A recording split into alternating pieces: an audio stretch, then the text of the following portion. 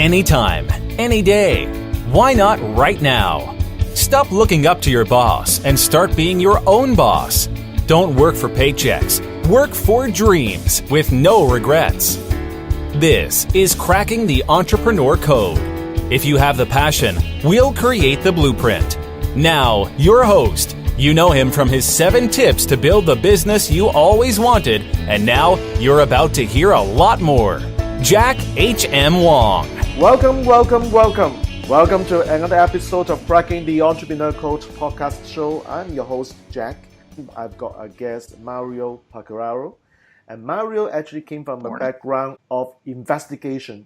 So just let me share with you who's Mario. He's actually the president and CEO of Alliance Worldwide Investigative Group. It is a company that provides pre- and post-employment background screenings and investigative surveillance services. And he grew up working in his parents' investigation company, and his passion led him to publish a book, and the book is called The Claim Game, 20 Best Practices When Managing and Investigating Workers' Comp Claims. I have a chance to skim through Mario's book, The Claim Game, which is a very excellent read, I must say. But I would like to ask Mario to talk a bit more about this book later on. So first of all, let's welcome Mario on board. Hi, Mario. How are you? Good morning, Jack. Thank you very much. Excited to be part of your podcast. Thank you so much. Because to me, you talk about eliminating fraud. You talk about the fact that it is important to have good hire rather than bad hire. So before we jump into some of this discussion of your book, can you share with us a little bit more about yourself? Because in the intro, you mentioned that it is your parents' background that led you to do what you're doing. That essentially, why do you decide to take up this path to become an investigative surveillance guru or expert? Thank you, Jack. Appreciate that. So once again, thank you for having me as your guest. So I grew up in a family-owned investigative business and grew up with my mom and dad working in the business every day, and really by process of really lack of good daycare aside from my grandparents, every day after school I would go and spend time in my parents' office. And starting at probably 8 or 9 years old, my dad would assign me some pretty serious tasks, such as, here's a box of shredding, go shred this box, and when you're done, come back, because there's about 2 rooms full of shredding that needs to get done. So, as menial as those tasks seemed at the time, they were pretty important to me, and so having spent so much time in the family business, I developed a strong passion around investigations and around helping individuals at the time and now businesses find ways to manage and fight potential risk and fraud. So growing up in that business, of course, your typical private investigative small family business, we did everything from divorce investigations, custody investigations, security services, locating people, and so I was exposed to all facets of that, and it was really an amazing opportunity for me at the time, which really I think spearheaded my level of interest and passion into the industry, which then transformed into more of an interest in being an entrepreneur and a thought leader in my industry. So it's really been an amazing transformation for me.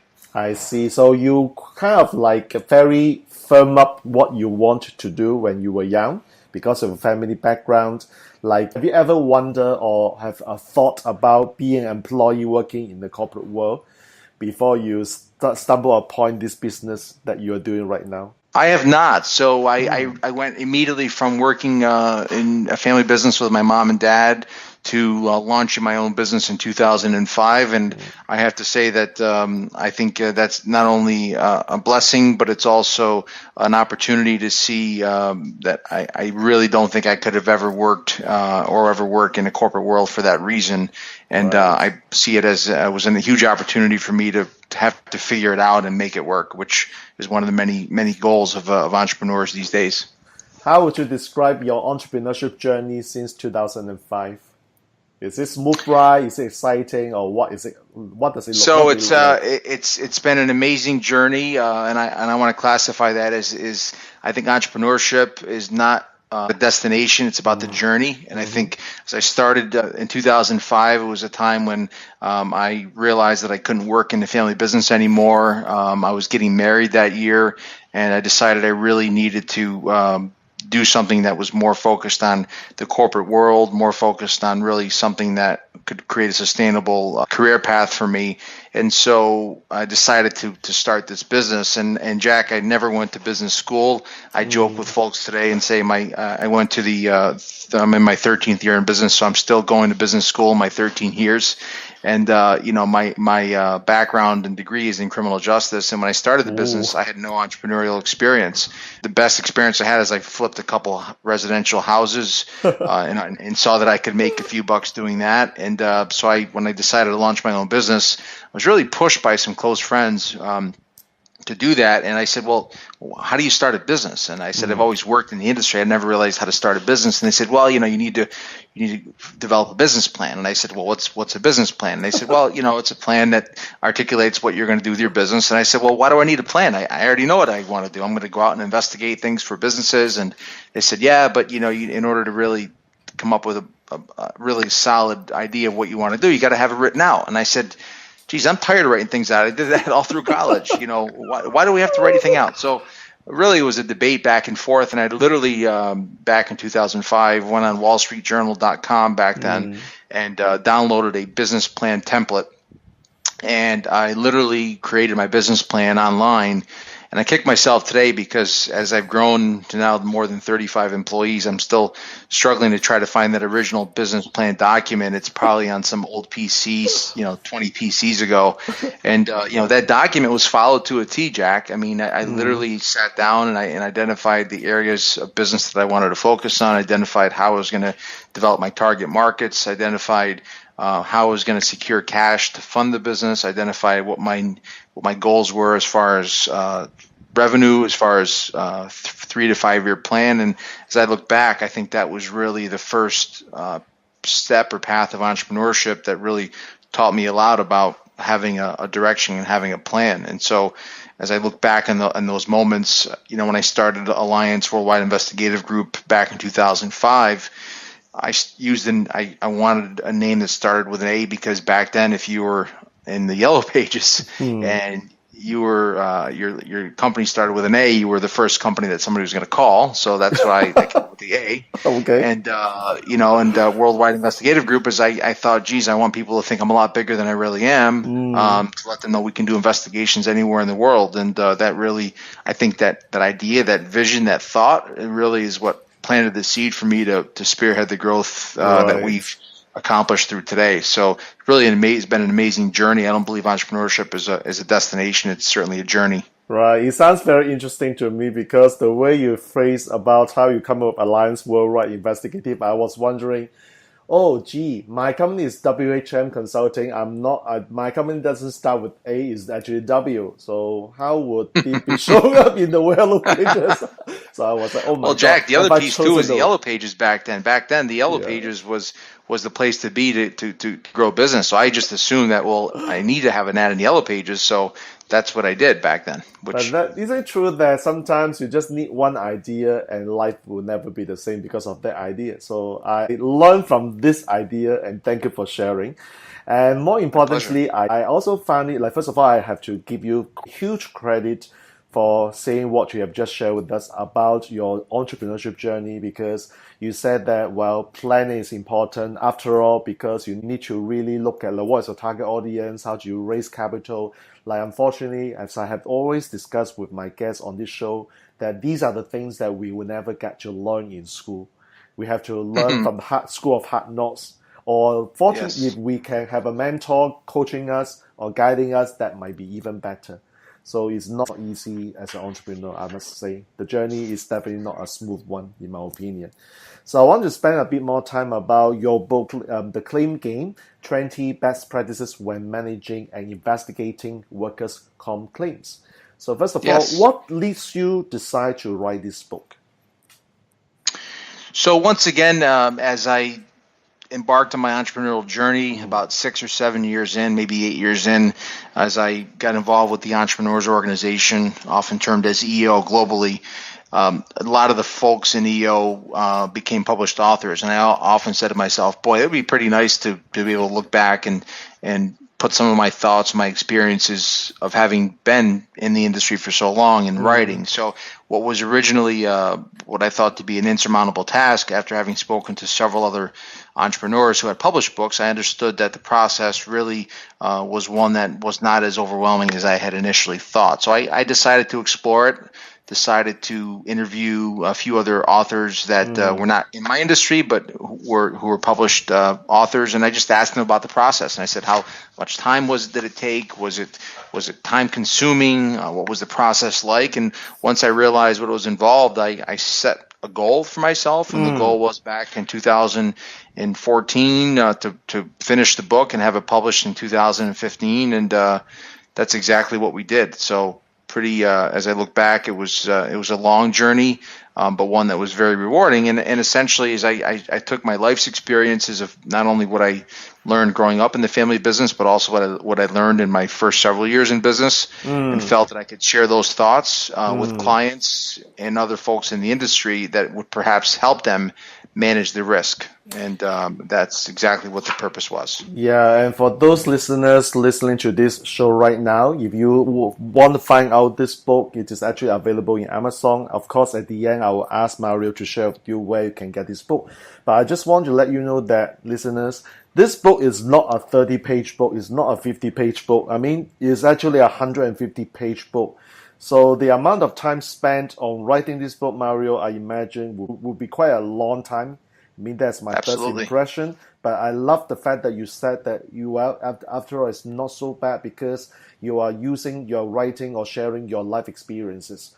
So it will be very easy to write. So I just want to jump on one particular point. How would your experience be relating to listeners who are small and medium business owners? Is that on page 7, the subtitle is Culture, Clash, and Core Values.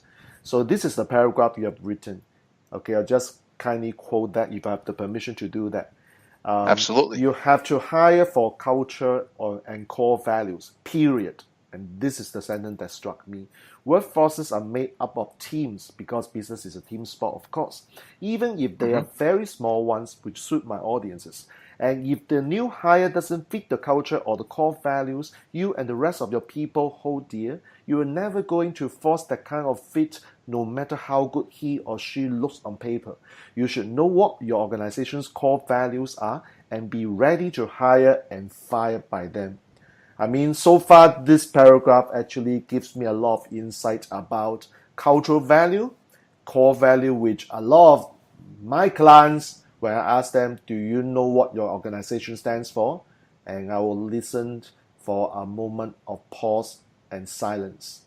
Because the truth is that they don't know.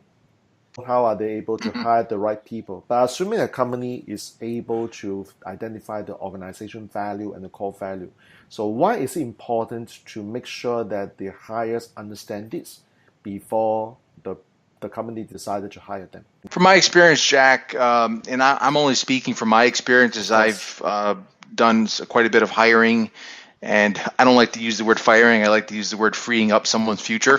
As I've made plenty of mistakes, right? And I believe that a mistake is an opportunity to learn. I don't believe that we lose. I believe that we either win or we learn. So as I freed up folks' future, I've realized that the successful companies, once again, in learning from other fellow entrepreneurs within the entrepreneurs organization, I've learned that the reality is that you have to develop what your organization's core values are. And what we did is we sat down in a room with our senior managers and we identified all of the folks that we felt were A players in the organization, which at the time was about 85 to 90%. And we said, what are the common threads that all these A players, assuming we all believe they're A players, what common threads do they share? And we identified in our organization what we deem to be our core values. And our core values stand today as the foundation of the organization. So what we identified in looking at everybody was there was really 4 key things that stood out in all these A players in the organization. That the first was integrity first. We said, the people that have been successful, that are successful, that will be successful in this organization, integrity is their first and foundation of who they are. So we said anybody that doesn't have that probably will not be a good fit. So that was our first core value. We then said, what other traits do these folks have? They all seem to be successfully engaged in what they're doing. They're not just doing their job or doing their hobby. They're doing it at 100, not just 100%, but 150%. They're engaged in what they're doing. We said folks that are going to be successful with us are successfully engaged. And so that was a second core value. And we developed 2 more. And the third one was, we believe that attitude trumps everything. I believe that if someone has the right attitude, you can always teach skill. You can't teach attitude.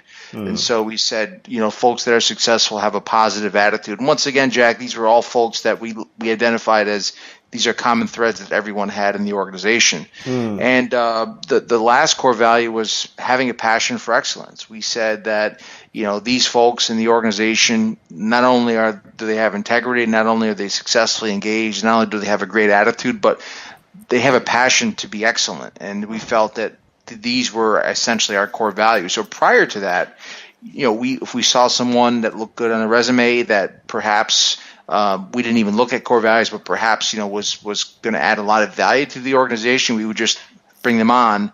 But we learned through the years that by not having someone that's a complete fit with your core values and your culture can be a real detriment. So we've learned through the years to not only hire by them, but also, don't like to use the word fire, but free up folks' future. Yep. And we've had some serious discussions with folks and even internally around, do these people meet our core values? And if they do, great. If they don't, our management team has serious discussions around whether or not they could be part of the long-term growth. And the other thing that we do, Jack, is we have daily and weekly huddles in our organization, but our weekly huddle, which happens every Monday, starts off with not only good news, but also core values. So we enforce the core values by asking our folks in the entire organization to, talk about an employee who demonstrated one of our core values. For example, Connor demonstrated the successfully engaged core value when he did this with a customer. And we do that every week to reinforce the importance of those core values. So I've come to learn that if you don't have those core values in that culture where people are going to live those core values, then I don't believe the organization is going to be as successful as it potentially could be. So it means that basically the company must constantly and regularly reiterate the culture, core values, for the employees to make known that they're absolutely sure about the core values of the company and continue engaging with the company. It is a continuous involvement of the employees. That's what I'm hearing actually. Very much so. So what would be the risk if, let's say, I decide because I want to save costs? And most employers in my part of the world, the Asian culture, is that every single company is still relying on the resume to hire people. And they say, well, I do not want to spend so much money and time. I just want to get people on board. And it might be also the case that these companies are desperate in getting people on board to share the workload. And as a result, they may hire the non-A players. They may be B, they may be C, they may be D. So let's just call them the non-A players. What would, from your experience, that may affect the organization if they hire the non-A players in the team? So, Jack, first of all, thank you for sharing that fact. And the reality is as much as you might think that issue may only happen in Asia, it's common here in the U.S. as well, where organizations are just taxed with trying to find talent, trying to fulfill requirements. And the reality is that they overlook a lot of things in order to bring talent in the organization. I see. So from my experience, a couple things. So first of all, by overlooking those small things, the return short term might be positive, but long term, it could potentially harm the culture and the threat of the organization. So let's just say a small startup has 4 or 5 employees, and that one employee that just brought on comes in and absolutely destroys the culture, you could be potentially out of business pretty quickly, because now those folks that are there don't really want to be there. And while you can certainly pay certain folks enough money to stay in a role, as I've come to learn, money is not the ultimate driver of a lot of people. Okay. It certainly is a factor, but it's for a lot of people. I know folks that would earn less money that could be appreciated and have a culture where they enjoy coming to work. Because reality is, we as a workforce spend a majority part of our waking hours with folks. And so if we don't like them and don't want to be around them, it makes for a real miserable organization. And so there's a price to pay for that. Yep. And that's what I would say to folks that are looking at saying, well, I don't really need to look for core values and culture, and because it's not really important to me. The reality is it does become important when you're dealing with, a customer interaction, you're dealing with an employee interaction. And, we have not only external customers, we have internal customers. And I think oftentimes as entrepreneurs, we tend to overlook that because we're customer focused, but I don't know who exactly said this quote, but I believe the quote goes something like this. It says, if you take care of your employees first, your employees will take care of your customers, and then everything else takes care of itself. And I think there's something to be said for that, for sure. Thank you for sharing with me on this, because the idea is that the A players do not necessarily work based on the money, because there are other motivational factors. And we have been seeing this kind of success stories of big organizations again and again. It's just that the cost of hiring a person is getting too high nowadays. So like you said, if I get an A player on board, I can keep him longer than what I think. It will save a lot of cost, as opposed to hiring a C player or a D player, which the cost obviously will be much higher in the longer run. But I agree, really, to hire A player is the ultimate goal. But in your experience, how would we as an organization be able to attract the A players? Because it seems to me that a lot of audiences are really struggling with the fact that, Mario, I need to hire the A player. I know that there's lots of benefits to hire A player. Where do I get this A player? What would be your advice to these people? So my advice would be that some of the most successful organizations, some of the most successful startups are attracting A players not for money, they're attracting them for the vision. I believe that if we really empower our teams and share the vision and share the story with folks, that you'll attract the A players that want to help you achieve that vision.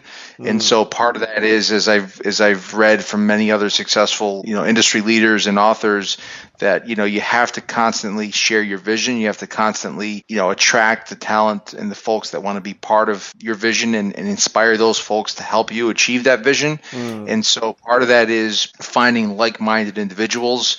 As I've looked back on some of my most successful hires, I would say 70% have been referred into the organization by other team members or by other folks that have worked in the organization. There's also some of my most successful team members just came as a result of an ad, but the reality is they fit the core values match. So I think it's a combination of setting the standards high as far as what you're willing to accept, but at the same time, don't ever overlook the core values. So in most interviews that we conduct, the determination of core values is one of the first discussions that takes place, even first and foremost beyond a skill set. So we want to hear from candidates. Can you tell me about a time when you demonstrated that you were passionate for excellence, or that you were successfully engaged in what you were doing? Or can you tell me in your last role as a whatever, let's just say you were a widget maker, can you tell me about a time when you really were super engaged in what you were doing? And if they say, well, I can't think of anything, or well, then I see here that you were, a sports team, or you were part of volunteer organization. Can you share with me what you did there? And if none of that resonates with any of the core values that you developed in the organization, then that should tell you that they probably are not going to be a really, really good fit. I don't think it's just about attracting. I think it's about reaching out to our networks. I believe that some of the best ways to find talent is not your traditional ways of placing ads. It's about reaching out to your network and saying, Jack, me, you've gotten to know me in the last 3-4 years. This is my vision of my organization. Who do you know that would really love to be part of this type of culture? And then Jack and 500 other people that are in my network would spread that word in hopes that they would help me attract the talent that I'm looking for. That's a very interesting tip for the audiences to take note. because instead of sitting down and waiting things to happen, let's do something and ask people for help. And you know what? A player may show up. Now, you mentioned this kind of background check, and in your book, you also talk about background investigations. Basically, as a boss, before I decide to hire someone, you recommend background check and background investigation. I do. Can you tell us a bit more about what do you actually do and how long does it take for this kind of background check? Absolutely. So one thing I wanted to add before I talk about that process is that just some scary statistics out there that nearly half of all resumes, like 48% resumes, and this is based on a study from SHRM, the Society for Human Resource Management, contain some kind of a falsification. So if you think about all the resumes out there, think about the one minor white lie that someone is telling.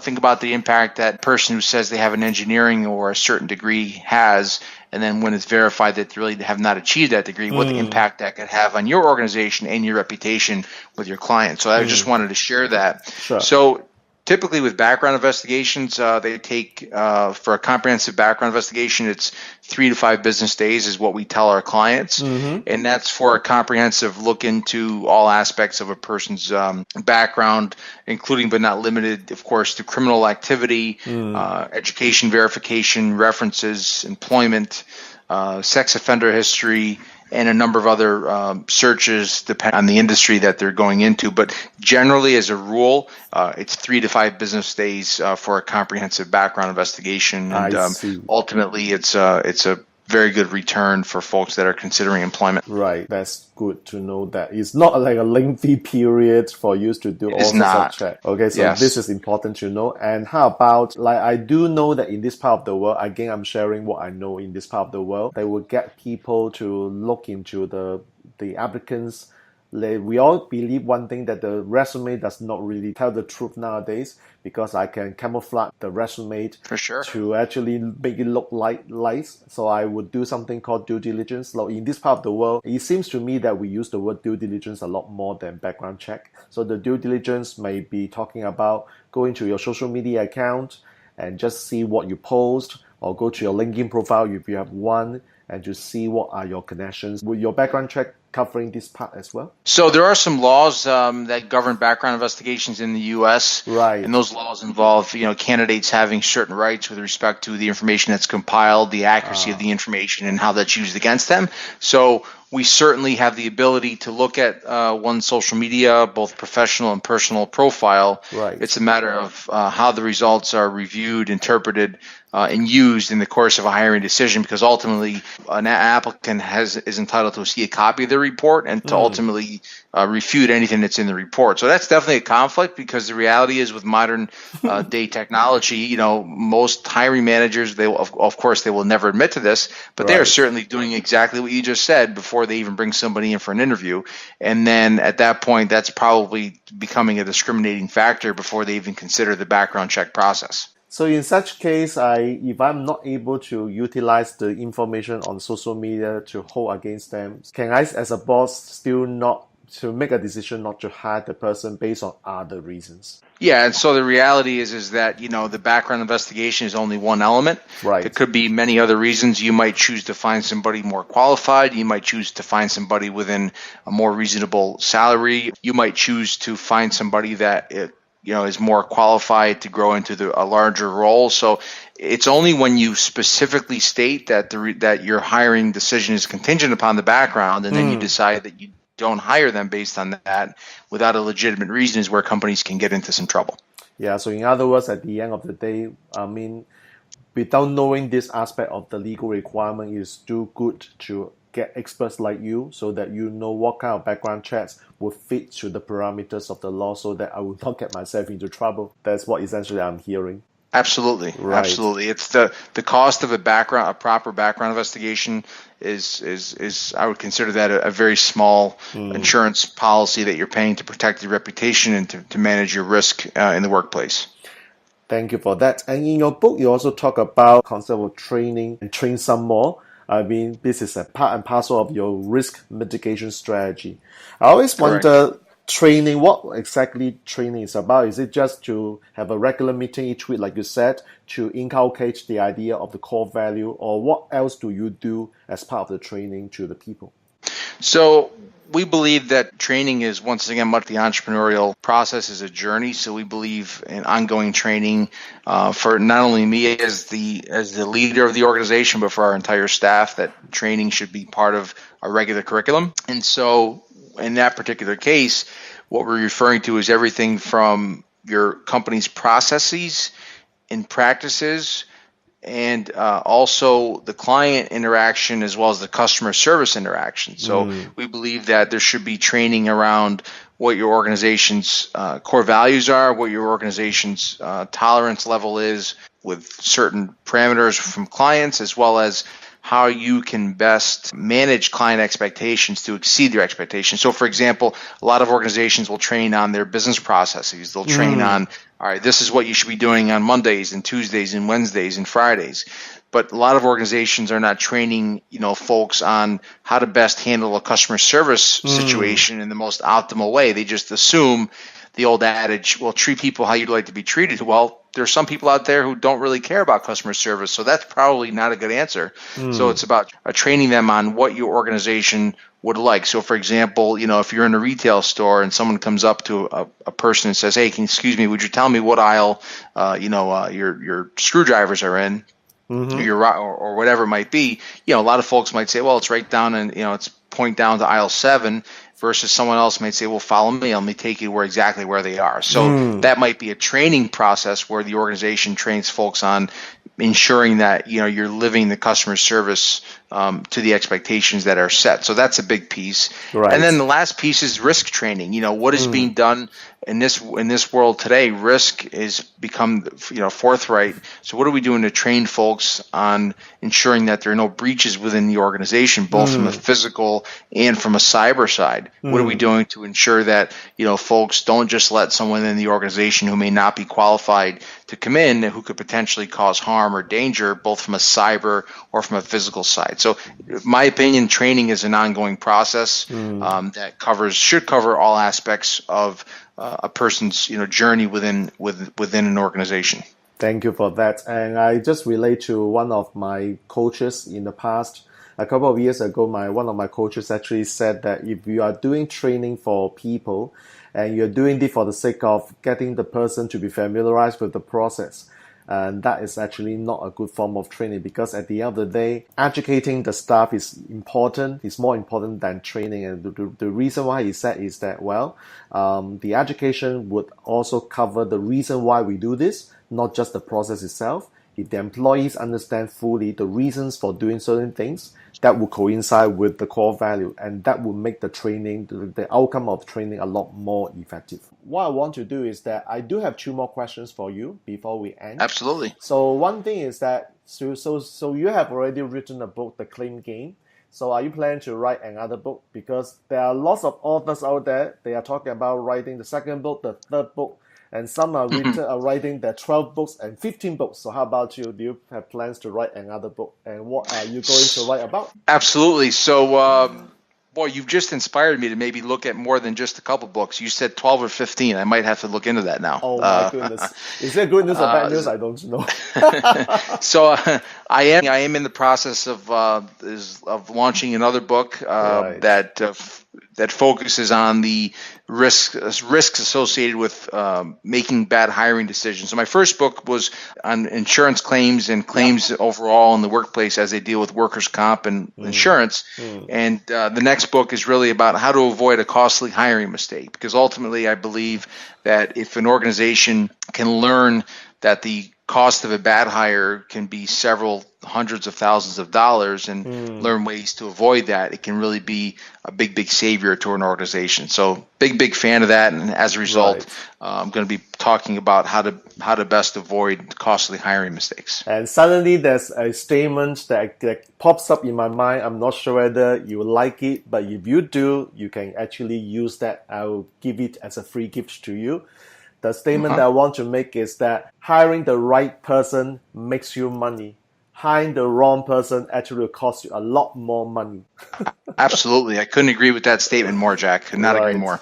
Okay, thank you. So the last question, of course, will be the standard, like how do we find out more about you in terms of social media, in terms of where we can find your book, The Claim Game. Would you like to share with us how we can find that? Absolutely. So if obviously our book, The Claim Game, is available on Amazon.com. It's also available on Google Books. And they can access any information regarding the book on our website, allianceinvestigative.com. I am beginning to become fairly active on social media, both on LinkedIn as well as on Twitter. Okay. And I'm anxious to have folks follow me on those areas. And my both of those are available also by looking at our website. But the Twitter handle is Mario at Mario AWIG. That's at, and then Mario MARIO AWIG, and then our corporate Twitter handle is at AWIGINC. But all that is certainly available on our website, and where folks can take a look at and follow us to hear what's going on in our industry. So thank you, Mario. Once again, thank you for sharing. I just so wish that we had more time for you to share your experiences. I think it's time to say goodbye. And you have already given a lot of information to benefit. And I very, very appreciate the opportunity to share with your listeners and your guests. And having listened to some of your other podcasts, I know that you offer a huge amount of intelligence and wealth of information to listeners. They just take some time to tune in and listen to some of your interviews. Thank you so much. And you know what? I want to ask you to come back when your next book is launched, because that book, I'm already waiting for a good discussion with you. So when that book is launched, I make sure that I will grab you as the guest again. Would you be okay with that? I would be my pleasure. Thank you so much. Okay, thank you, Mario. And once again, that concludes this episode of Cracking the Entrepreneurial Code podcast show. And as you know, we'll always bring on another successful entrepreneur in the next episode, and will share with you his wisdom, his intelligence, and his experience to help you take your business to the next level. Until we next meet, Jack Wong here. I'm signing off, and goodbye. To continue cracking the Entrepreneur Code, subscribe for more episodes and download the Amazon bestseller, Cracking the Entrepreneur Code, 7 Tips to Build the Business You Always Wanted at crackingentrepreneurcode.com. Learn more about author and host Jack H.M. Wong and book your 30-minute discovery session to overcome any professional challenge at jackhmwong.com/apply.